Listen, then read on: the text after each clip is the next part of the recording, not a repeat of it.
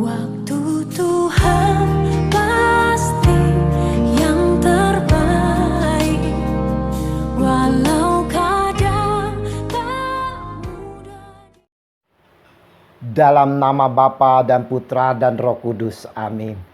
Haleluya. Shalom Aleihim. Berjumpa lagi dengan saya pada perenungan hari ini, hari Minggu Paskah kedua tanggal 11 April 2021.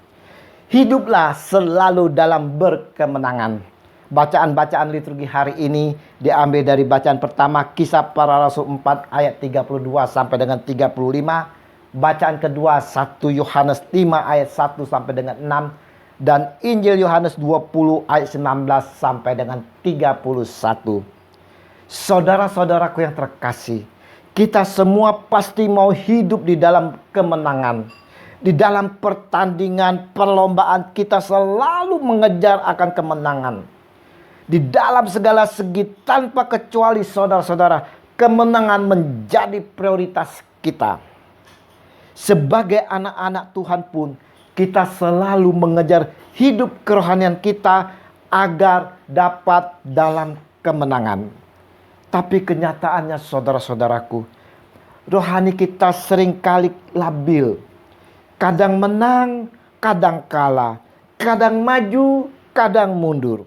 Akibatnya saudara-saudaraku, kita mudah jatuh bangun di dalam dosa dan kesalahan yang sama. Apalagi dunia sangat menjanjikan dan penuh kemilauan.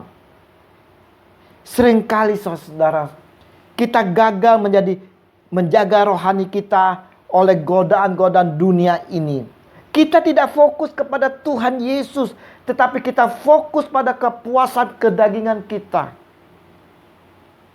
Bagaimana kita dapat memperoleh kemenangan di dalam menghadapi godaan duniawi yang sangat memukau ini, saudara? Bacaan kedua hari ini memberikan tips-tips bagaimana kita dapat memperoleh kemenangan itu. Yang pertama, saudara, iman atau percaya kepada Yesus Kristus. Kita harus berimankan dan percaya kepada Tuhan Yesus yang telah wafat, bangkit, dan naik ke surga. Ayat 1 dan 5. Yesus yang kita sembah adalah Tuhan yang perkasa, yang telah mengalahkan dunia, saudara. Yohanes 16 ayat 33. Tuhan menghendaki agar kita, anak-anaknya, memiliki kuasa yang sama dengan Ia miliki, yaitu kuasa untuk mengalahkan dunia. Jika kita rindu untuk menjadi umat pemenang, saudara-saudaraku yang terkasih, gunakanlah iman di dalam Yesus Kristus, maka kita akan mampu mengalahkan dunia dan segala keinginannya. Yang kedua, saudara-saudaraku yang terkasih, lahir dari Tuhan. Ayat 1b. Artinya, saudara, hidup yang diperbarui oleh Tuhan atau hidup yang dilahirkan kembali. Yohanes 3 ayat 7. Orang yang dilahirkan kembali bukan berarti mengalami reinkarnasi, saudaraku, melainkan mengalami pembaruan hidup, meninggalkan kehidupan yang lama dan memunculkan kehidupan yang baru. Segala dosa disucikan dan hidup di dalam pertobatan, yaitu pertobatan sejati. Di dalam 1 Yohanes 5 ayat 18 mencatat, setiap orang yang lahir dari Allah tidak lagi berbuat dosa, tetapi Dia yang lahir dari Allah melindunginya, dan si jahat tidak dapat menjamahnya. Oh, haleluya.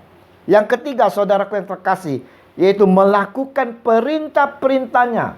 Ayat 2 dan 3. Orang yang melakukan perintah-perintah Tuhan adalah orang yang hidup di dalam ketaatan. Seluruh aspek kehidupan berpadanan dengan firman Tuhan yang benar dan murni. Ayat 3 menyatakan, saudara-saudaraku, bahwa perintah-perintah Tuhan itu tidaklah berat. Perkara ini hanya dapat dimiliki oleh orang yang mengalami kelahiran baru. Sebaliknya, saudara-saudaraku, bagi orang yang bertabiat duniawi, yang selalu ingin memuaskan dirinya secara duniawi, melakukan perintah Tuhan itu sungguh sangatlah berat. Injil hari ini saudara-saudara juga kembali mengingatkan kepada kita semua di mana akan kasih Yesus kepada kita semua. Dia mau kita sungguh-sungguh percaya akan kebangkitannya dengan menyerukan untuk menyentuh luka-lukanya kepada Thomas agar dia sungguh percaya. Sekarang saudara, maukah kita juga sungguh-sungguh percaya? Atau kita mau seperti Thomas yang mau bukti dan melihat terlebih dahulu. Kita mungkin bisa melihat betapa besar kasih dari ibu kita yang pagi-pagi buta telah melakukan pekerjaan berat demi anak-anaknya. Raut tangannya saudara membuktikan bahwa ibu kita rela berkorban demi anak-anaknya. Demikianlah Tuhan kita Yesus Kristus saudara. Perenungan Minggu Paskah kedua ini saudara-saudaraku yang terkasih mau mengingatkan kepada kita semua bahwa tantangan dan rintangan di dalam hidup kita begitu besar. Begitu banyak saudara-saudara godaan duniawi yang memukau, yang mampu membuat kita terlena sehingga kita jatuh di dalam dosa. Namun saudara-saudaraku yang terkasih, kita harus jalani rintangan itu semua. Kita harus memperoleh kemenangan di dalam Yesus dengan selalu memberikan kepada Dia, selalu berfokus kepada Dia. Dengan sungguh-sungguh percaya akan Dia, Yesus Tuhan kita yang telah bangkit menang atas maut. Supaya selalu tetap berkemenangan di dalam Tuhan saudara-saudara, kita harus setia dan taat dan melakukan perintah-perintahnya. Mari saudara-saudara, kita mau hidup di dalam berkemenangan di dalam Yesus. Ya Tuhan, bimbing kami senantiasa dalam urapan Roh Kudus-Mu, agar kami selalu dapat hidup berkemenangan di dalam Engkau, kini dan sepanjang masa. Amin. Dalam nama Bapa dan Putra dan Roh Kudus. Amin. Mari kita persiapkan hati bersama keluarga untuk menyambut Yesus Tuhan kita di dalam pesta perjamuan Ekaristi. Dan terimalah perutusan karena kita diutus. Shalom.